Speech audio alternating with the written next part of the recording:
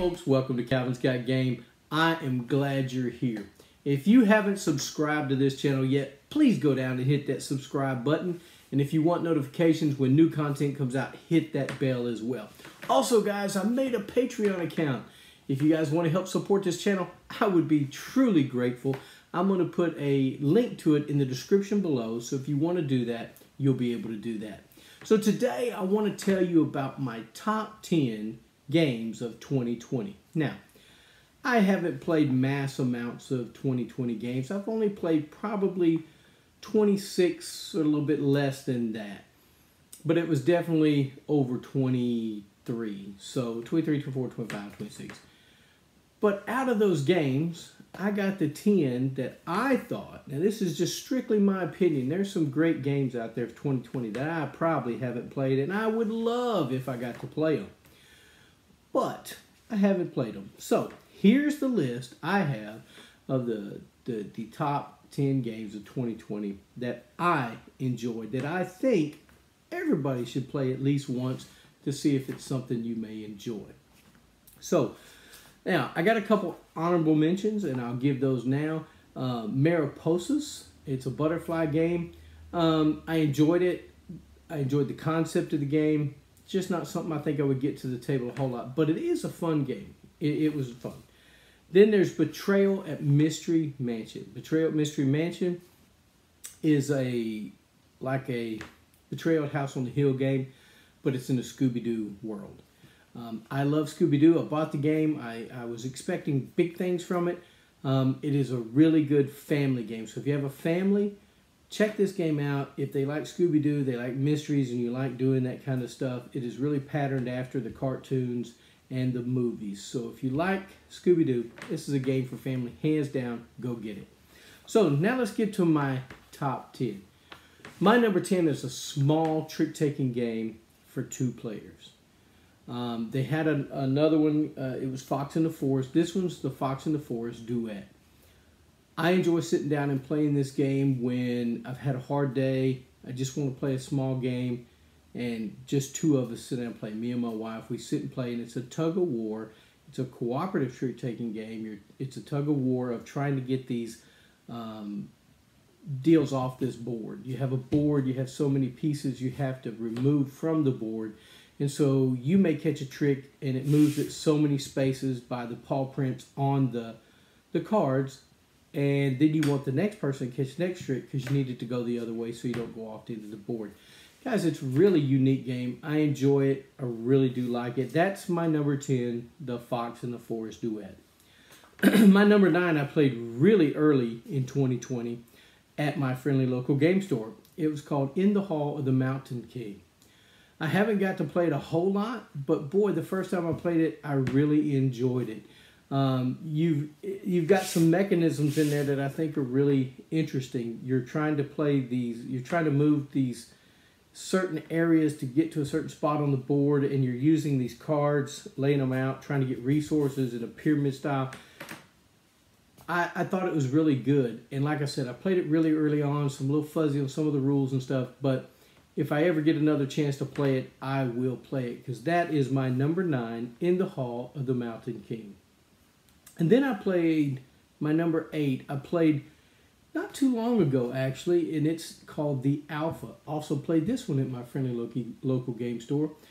I really enjoyed this game. You're trying to be the alpha wolf in this wolf pack. And so you're not wanting to share the food that you take down with other packs. You want it all for you. And so you're trying to be the alpha. And I thought the game was really good for what it is. It's small, but it was really interesting game. I enjoyed it a lot. My number 8 is the Alpha. Number 7, I played this game with my game group. My friend Kelly, I think she backed it on Kickstarter. It's called The Search for Planet X. Now, when I first played Search for Planet X, I was a little confused. Kelly and Josh had played it before me, and I was a little confused on what was really going on. It's an app-assist game, and I was like, yeah, it wasn't clicking for me.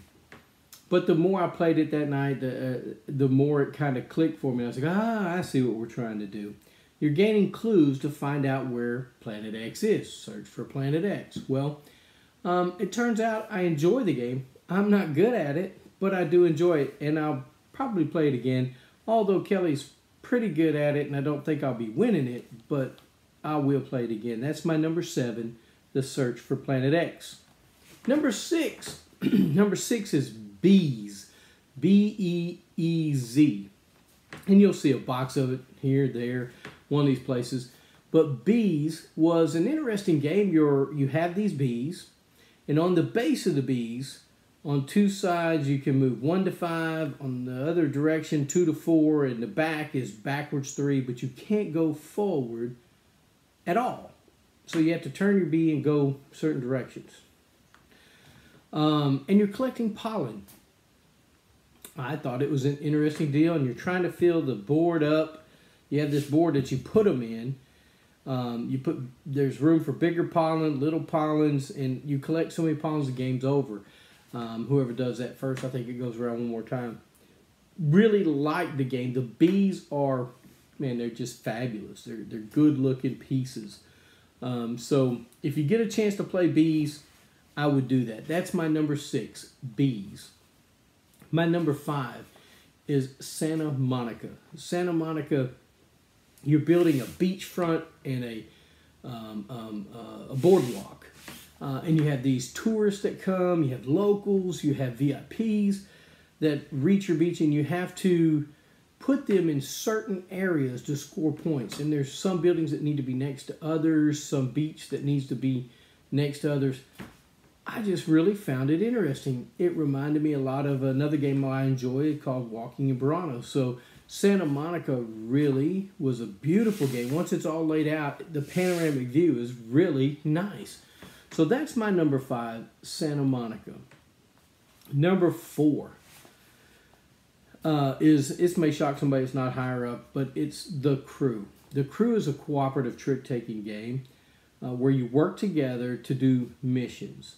Now, there are 50 missions in the game, and you have to complete one mission before you move on to the next, and you record how many times you did each mission, and you try to do better. I guess you could play it again through and do better than you did before.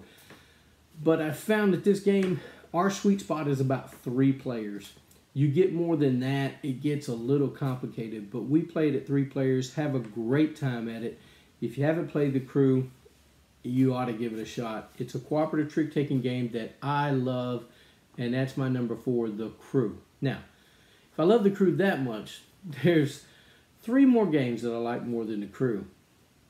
So my number 3 is a game I just played a couple weekends ago, but fell in love with the game. It was pretty good.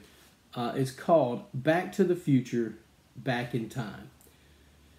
It reminded me of the first movie, which I enjoy. Josh will tell you I don't enjoy it. He's the only one that appreciates it, but that's not true. I enjoyed the first movie. The second, third, or whatever it was, I wasn't too big of a fan of, but this game, Back to the Future, Back in Time, brings out all the aspects of the movie. You're trying to get the DeLorean to the right space at the before time runs out. You're trying to get George and Lorraine to fall in love. You got to fight off Biff, who's always causing trouble, and you got to collect the items that the DeLorean needs to get it to spark off at the right time when it's time to go. I found it really interesting gameplay. We played it one right after another, and I'm thinking about purchasing it for my collection because I enjoyed it that much. So, Back to the Future, Back in Time is my number 3. Enjoyed it immensely. If you like Back to the Future movies, you need to get this game. My number 2 is Gloomhaven Jaws of the Lion. Now, I've owned Gloomhaven for quite a while. It's been sitting on my shelf. I got Gloomhaven Jaws of the Lion. It's walking you through the process. I like that teaching campaign that it has. I find the gameplay interesting and fun. So it was just a hands down, that was going to be on my top 10 for sure because it's such a great game. Gloomhaven Jaws of the Lion is my number 2. My number 1, this will be no surprise to my game group. Guys, this thing is fabulous. It's a storytelling pirate game that I absolutely adore, and it is called Forgotten Waters.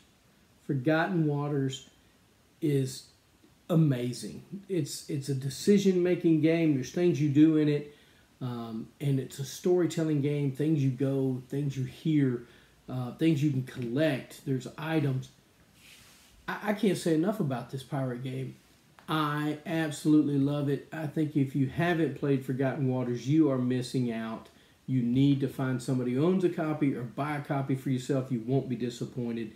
My number 1 is Forgotten Waters. Well, guys, that's my list for 2020. That's my top 10. What were your favorite games for 2020? Put them down in the comments. I would love to hear it. Hey, and I want to tell you, thank you for watching Calvin's Got Game. Man, I really appreciate it. But if you hadn't hit that subscribe button, hit it now. Hit that bell for notifications when new content comes out. Guys, as always, get a board game to the table. Spend time with friends and family. And once again, thanks for watching Calvin's Got Game.